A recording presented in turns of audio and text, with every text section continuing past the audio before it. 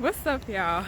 Welcome to Random Wednesdays on Gratified Grad, where it's my goal to help you graduate with gratification. This channel is for people who are looking to live healthier, prepare for grad school, and walk in your purpose. So in today's video, I want to talk really quick about something or a conversation that I had with an international student maybe like a week ago about your growth as a graduate student. And so we were just talking about, how do you answer questions that professors are asking you? And this conversation was specifically pertaining to when you are going through your comprehensive exam and after you pass your comprehensive exam and you have committee meetings and things like that. And so, he was like, well, how do I answer these questions without coming off as disrespectful? How do I engage with them? And, there is like a cultural thing that I will acknowledge as we go on as to why this may be a little bit more difficult for some students than others. But simple answer to the question, though it doesn't directly answer the question, but it does, is that your committee, so your PI, the other professors on your committee, your dissertation committee, they are training you to be their colleague. They are looking at you as someone who will be not necessarily on the exact same level as them, because you'll never be on the same level as them, right? You're younger, you're not as experienced. Some of these PIs have been in the field for 20, 30 years. So you don't have that level of experience, that level of understanding of the material and such. But the goal and the ultimate growth of you getting a PhD is for you to grow into a scientist, right? Grow into an expert in your area, in your field. And so that is the thought or the expectation that you should have going into these conversations with your committee.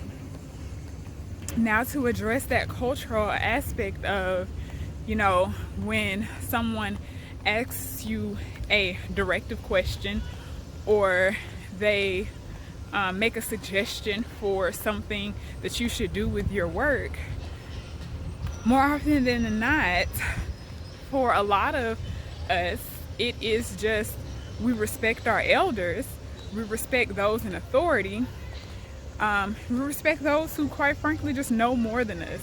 And so we don't question, we don't have a back and forth conversation or dialogue. We simply just do whatever it is that we're told. Now, as a PhD student, maybe your first 3 years, that is 9 times out of 10 the best thing for you to do, because you're new to all of this. You're learning, what it means to think like a scientist, or, whatever field you're in. And you're learning what it really means to be in this field of area. But once you get past your comprehensive exam, once you are really in the thick of doing your work, you should know the most about your particular topic. So what this looks like is, for example, you're in a meeting with your committee and they have a suggestion for you to change your protocol and your data collection.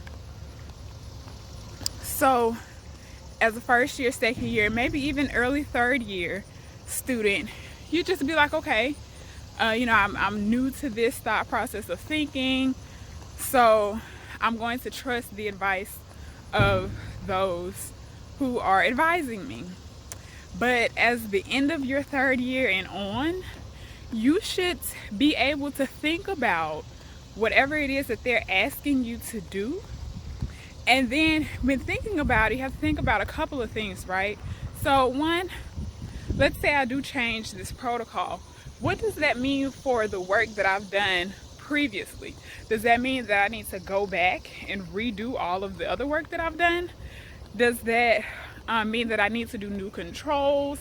Like, these are the things that you should be thinking about later on in the stages of your career as a student.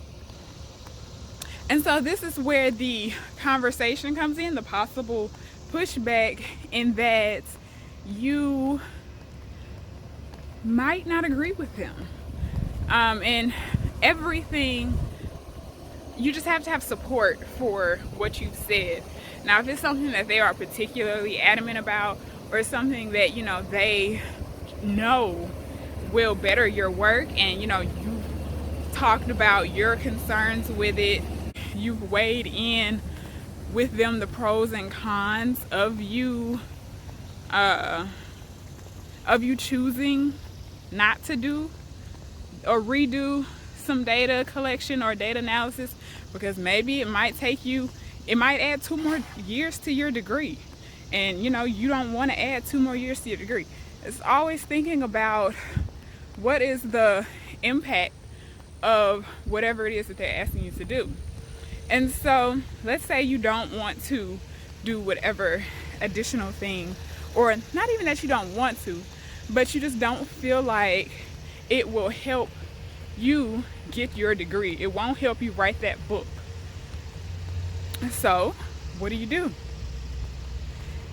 You get support for your claim.